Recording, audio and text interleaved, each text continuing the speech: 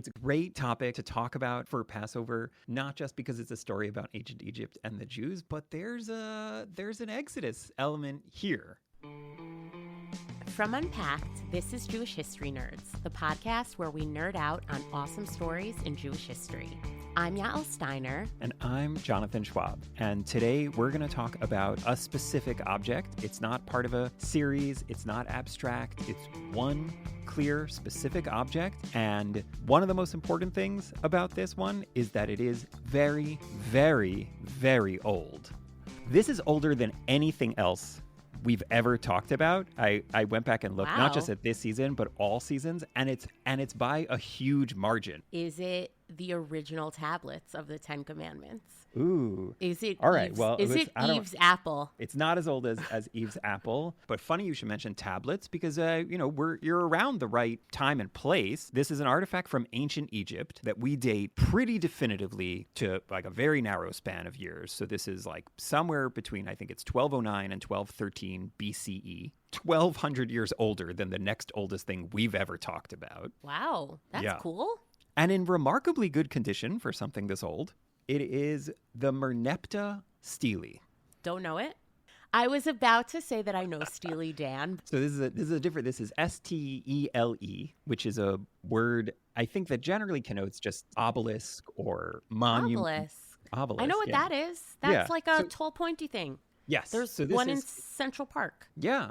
It's an ancient Egyptian thing. Okay. It's a huge slab of granite, stone, onto which is carved hieroglyphics. And Merneptah is the pharaoh from that time. Wow. The Egyptians kept really good historical records. Jewish enemies tend to do that.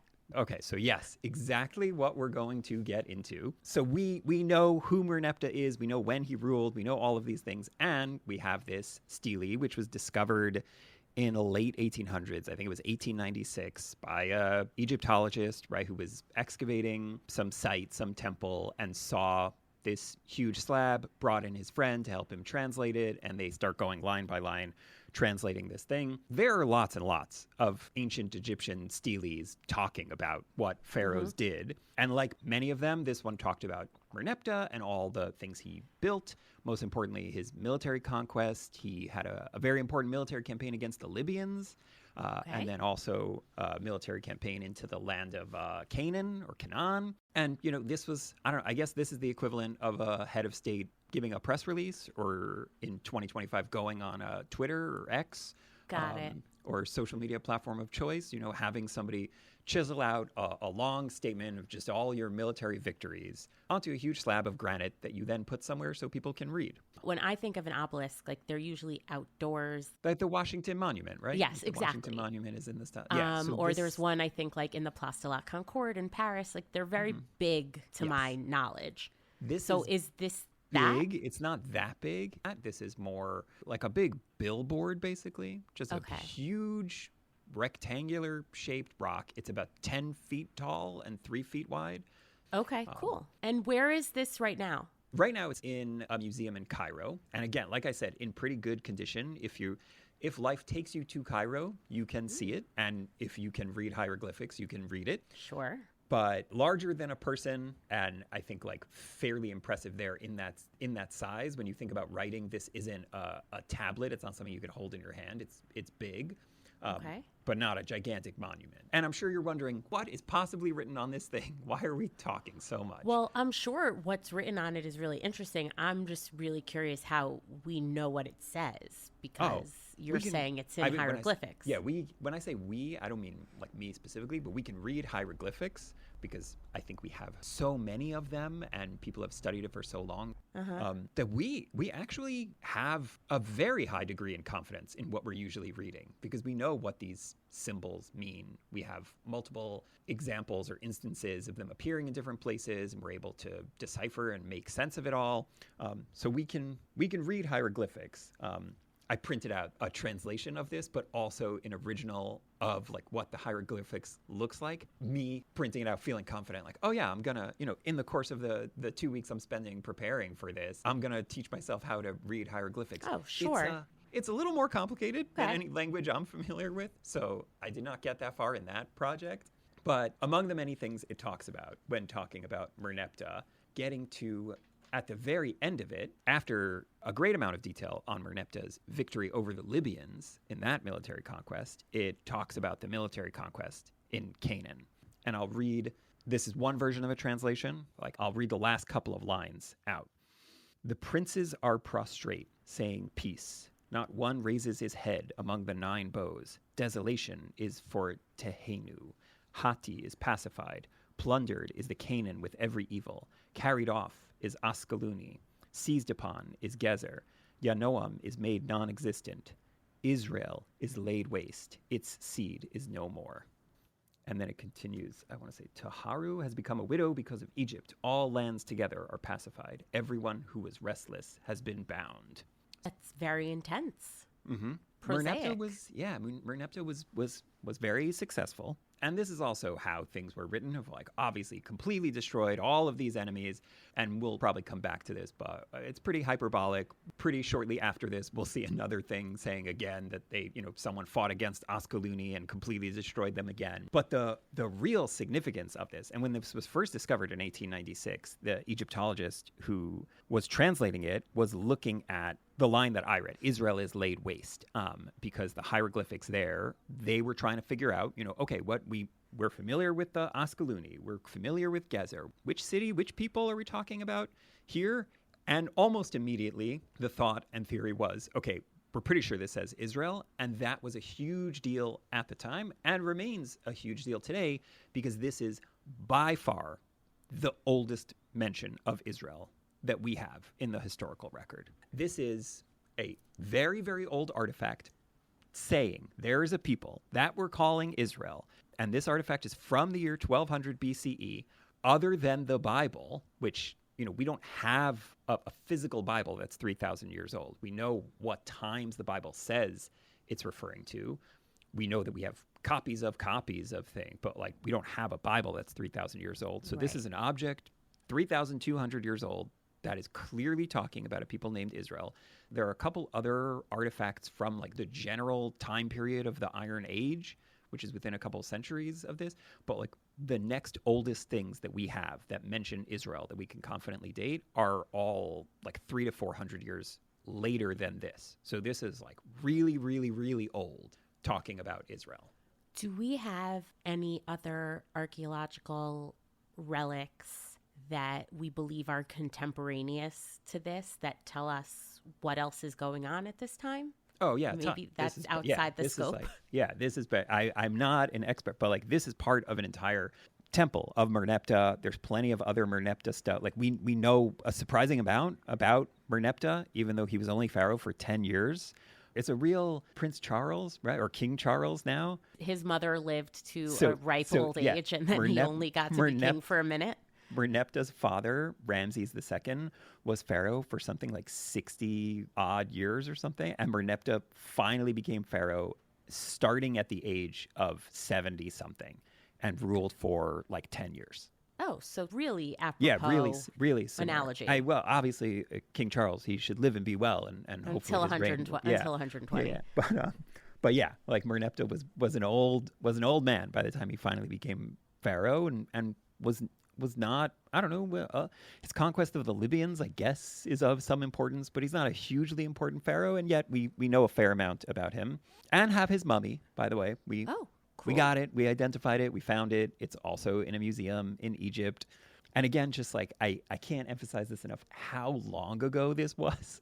It's just a mind-bogglingly long time. Right. If you think about how long ago Jesus was, yeah, it's 1,200 years before that. So what is the significance of this particular stele or this particular relic to us, both as humans in 2025 and as Jews? Yeah. Well, I think not that those two things are mutually exclusive. This is significant because of this mention of Israel. Nobody is focusing on okay, wow, he carried off Yanoam.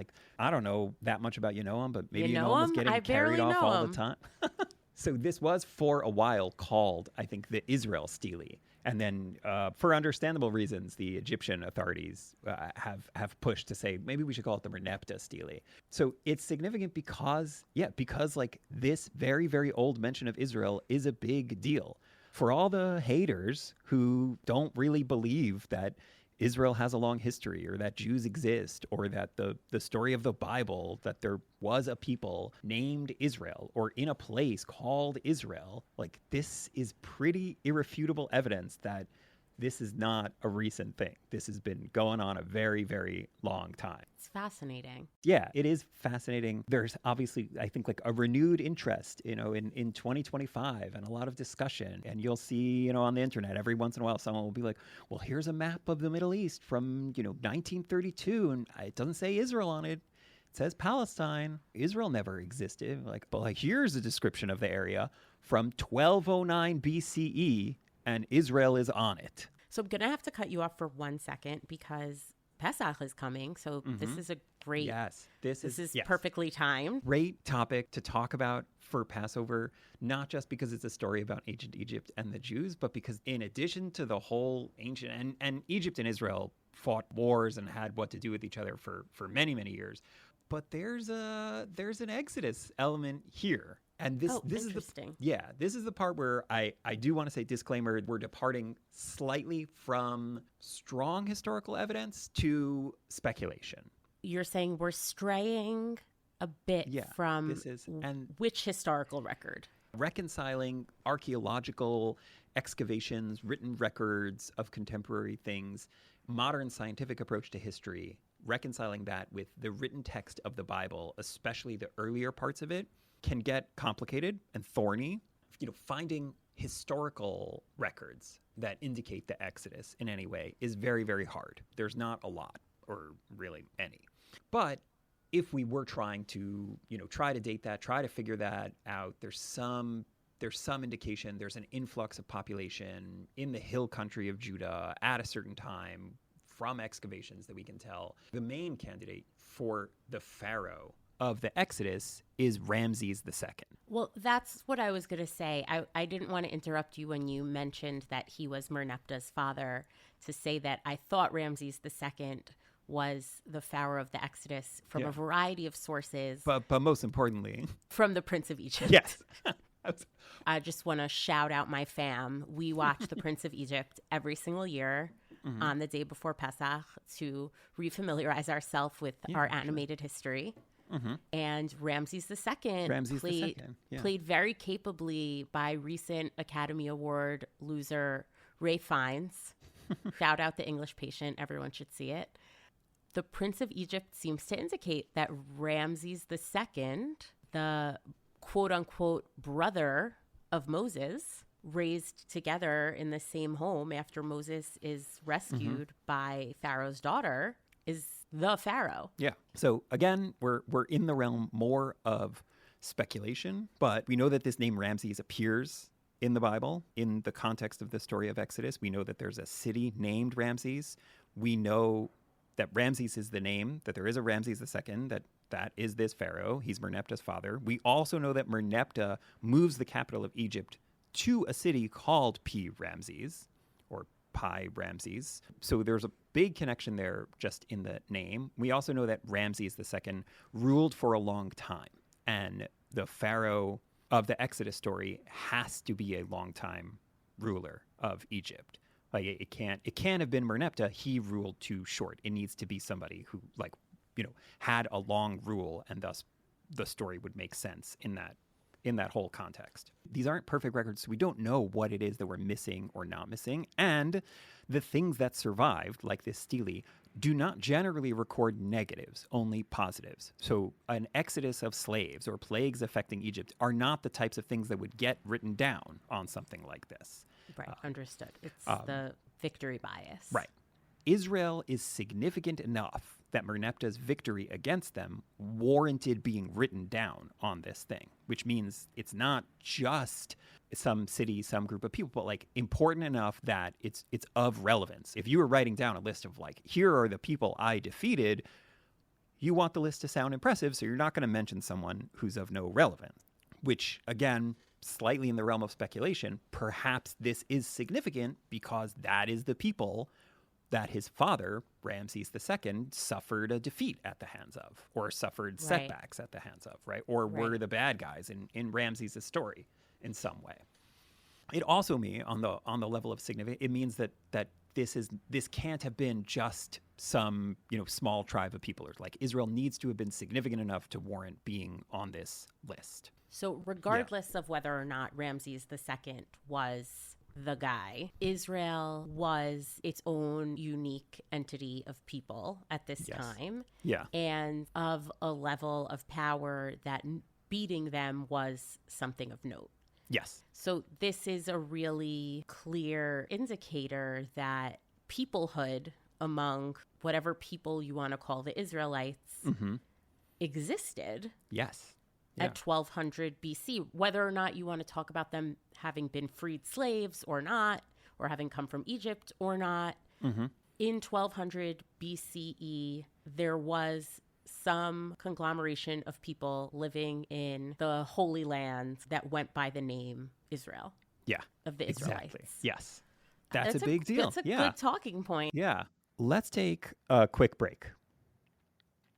Israel's history is just not simple. It's layered, debated, and full of nuance. But if we want to understand Israel today, we have to unpack its past. That's what we do on Unpacking Israeli History. We dive deeply into the complex and sometimes controversial moments in Israel's history, breaking down the key moments, exploring the Israeli-Palestinian conflict, looking at the debates and the stories that shape Israel's past and present. Join me every week on Unpacking Israeli History to learn the history behind the headlines. Listen wherever you get your podcasts. This is 2 lines in this whole stele, and like in these 2 lines, whatever it is, like the 15 total symbols that we're talking about have been dissected to an incredible degree of people debating over tiny things. So there are 3 things on the level of like deep cut hieroglyphic language questions here. But there's 3 things that I want to talk about specifically within these 2 lines. The first is, how do we know that it says Israel? How do we know that these are the symbols connoting Israel? The second is the determinative. I'm sure you're familiar that with determinatives in hieroglyphics. Absolutely not. Yeah, and the question of the determinative being used here, because it's an odd one. Is that like a legend or like a dictionary that tells you what the symbols mean? Yeah. Oh, yeah. Well, pretty cool. Okay, so we'll go through those 2 and we'll come back to the third point. So the first one, Israel. Like, how do we know that it's saying Israel? Just to emphasize how much you need to know to understand what you're looking at. To me, it looks like it's 2 fan shapes in a row, and then a line with circles in it above 2 lines above an oval is the second one, and then a 1 fan shape and a bird. Okay. And then an eye, maybe? Like that. It's emojis. It's emojis. It is emojis, and some of the emojis mean whole words, and some of the emojis mean sounds. Okay. So these are sounds. This is like I sound, S sound, R sound, and then like R or L sound. So like it spells out Israel. But again, when it was first seen, the discoverer and his Egyptology, a German philologist by the name of Wilhelm Spielberg, because of course. Ooh, interesting. It's Spiegelberg. It's like even more German than I thought. So they were looking at this thing and trying to sound it out. They're like, okay, what does this say? Israel? And pretty quickly they were like, okay, we're pretty sure this says Israel. We're pretty sure this is sounding out Israel. This has been confirmed, echoed, reaffirmed by a lot of scholars, including some who point to later iteration, like how Israel is talked about in much, much later hieroglyphics. Like, yeah, this is consistent with the way it would be written, even if not exactly. There are some like really fringe opinions. Again, I think the part of it is like there are haters who just don't want to see this being the case. So there's like some who are like, it doesn't say it's Jezreel, but it's like a really strange spelling of Jezreel, which is a different thing. That's not Israel. That's like referring to a different people or a different valley, or like some other thing. And those are really largely dismissed because they rely on misspelling or a very strange pronunciation of it. And like, the vast majority of scholars are like, this says Israel. It makes sense that it says Israel. So I didn't realize that there were symbols in hieroglyphic that corresponded to spoken sounds. Yeah. The best comparison, from what I understand, is that it's a little bit similar to, if you're familiar with ASL, American Sign Language, is that there are signs for words, but there are also signs for letters or sounds. So you can spell out your name, but you could also have a sign like for a name of something. So like there could be one sign, or you could spell it out. So if there isn't a sign that everybody would recognize for Israel, then you can spell out Israel. I think I've just been conditioned to think that the pictures are telling a story, not even that they're a language, that they're simply an illustration of what happened.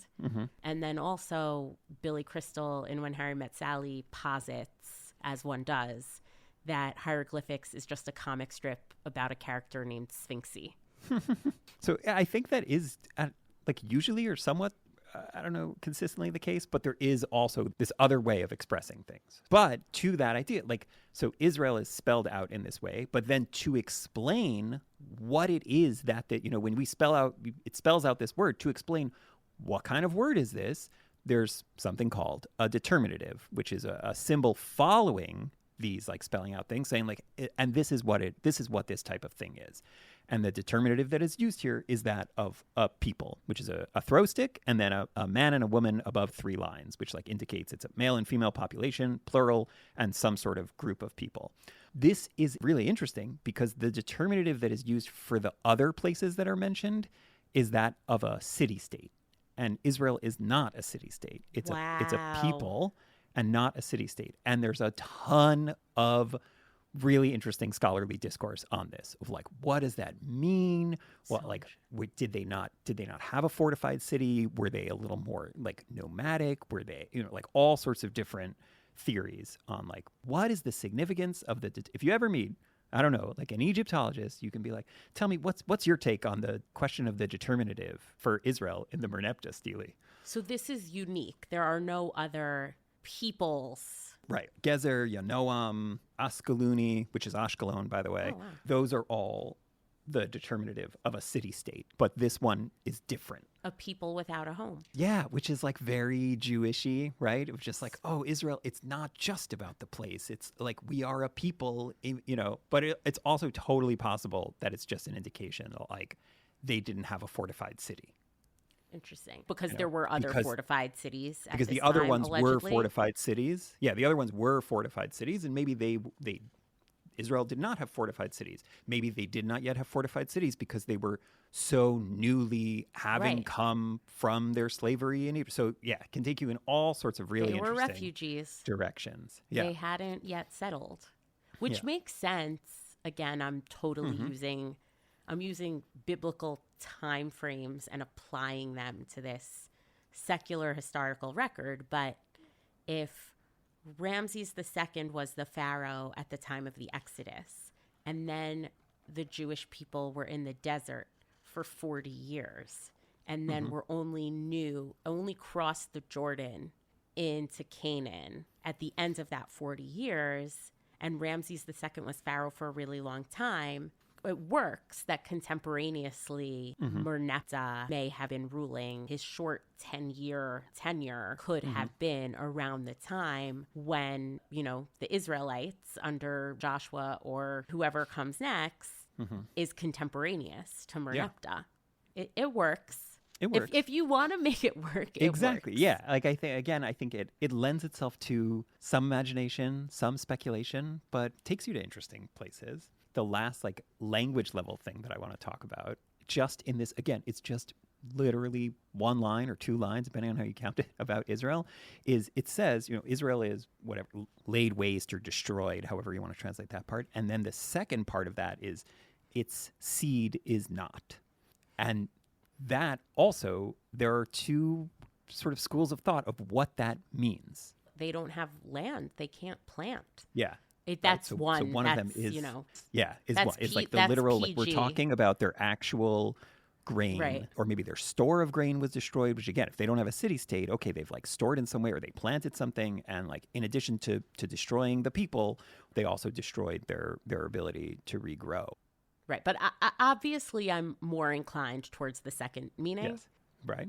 Yeah. And the second meaning is like their children, right? Like they're like, I don't know, their progeny. Right, like are destroyed, right? Which again, a lot of this is very hyperbolic, but that would imply that what Merneptah is saying here is that there was a people called Israel, and I have completely wiped them out. They are no more, and there will no more be a people called Israel. But like, there is something so interesting and so very in line with so much of Jewish history that, of course, the oldest mention of Israel is a record of someone killing them. We know that, like, we absolutely should not take at face value someone saying on one of these steles that they wiped out the entire people, because this is like all over, not just with Israel, but like all over the place all the time. People say, oh, and we completely destroyed these people. And then like 10 years later, we went to battle and completely destroyed these people again. I don't think you did it right the first time, if that's the case. And also... And I'll say also, that's not just limited to Egyptian artifacts. Like, you do occasionally see that, like in the book of Joshua. Like, there are times where there's a city that's completely destroyed and all of its people killed, and then like a decade or two later, a battle against the same city. I think you're pointing out something really important about the historical record. We are using these images and language so precisely in order to figure out what actually happened, and simultaneously acknowledging that there is artistic license in language, and there's hyperbole, and there's metaphor, and how, you know, on the one hand, we need to trust academia and trust our intellectual instincts about what certain things mean. And at the same time, we have to acknowledge that different people convey ideas differently, not only via language, but via intent. Yeah, exactly. Like, in teaching my kids, I try to teach them to be critical thinkers about everything they see. And like the way that I usually summarize that is who benefits. You know, like when you read something, okay, if that is the case, who benefits? So as I usually do in practicing to talk about this, I talked about the Merneptah Stele with my 8.5-year-old son, who at the very end of it told me this was not as interesting as some other stuff. Thanks, Nadav. All right. Thanks, Nadav. So I asked, like, who benefits? Like, yeah, obviously Merneptah, in having this written by his scribe, wants his military conquest to seem as complete and as important as possible. So we should not, like you're saying, take at face value that this means that Israel was completely destroyed, especially because we certainly know this. Like, we have a lot to go on to indicate that Israel was not 3,300 years ago, 3,200 years ago, completely destroyed. And yet, we still have to use the Merneptah Stele and other things that it conveys to us in order to advance the historical record. So we have to use it and take it at face value, and also take it with a grain of salt. Yeah. It's a challenge. But I do like that lesson. Like, I like the way that you frame things for your kids. Thanks. The last, connection I want to make. Are you familiar with the poem Ozymandias? I'm familiar with it in that I know it exists, and maybe when you tell me something about it, it might ring a bell, but I can't quote it to you right now. It's a poem by Percy Bysshe Shelley. Do you know him? My mom's name is Shelley, too. Shout out, Shelley. Another Shelley. This is a poem. I remember encountering it at some point in high school, and for whatever reason, it stuck in my brain from then. I've always really liked it. I won't read the whole thing, but it's Ozymandias, which is, by the way, the Greek name for Ramses. So it's about... It's going back to our favorite pharaoh, but the poem is about someone encountering a statue of Ozymandias in the Egyptian desert, and this giant statue is totally shattered, and there's like two vast and trunkless legs, so like just the bottoms of the legs are still there, and a broken face lying nearby. And on the pedestal, these words appear: "My name is Ozymandias, King of Kings. Look on my works, ye mighty, and despair. Nothing beside remains. Round the decay of that colossal wreck, boundless and bare, the lone and level sands stretch far away."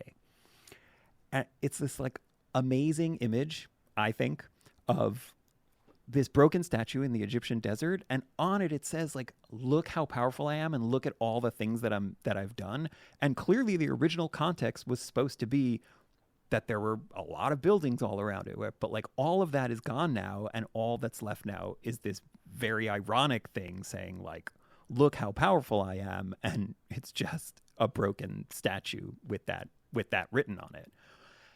And I cannot help but think about the Merneptah Stele in the same sort of thing. Like, Merneptah, you worked so hard in all of your military conquests, and all the places you destroyed. And yet, your legacy now, the thing you are best known for, is mentioning a people who have outlived you by 3,000 years.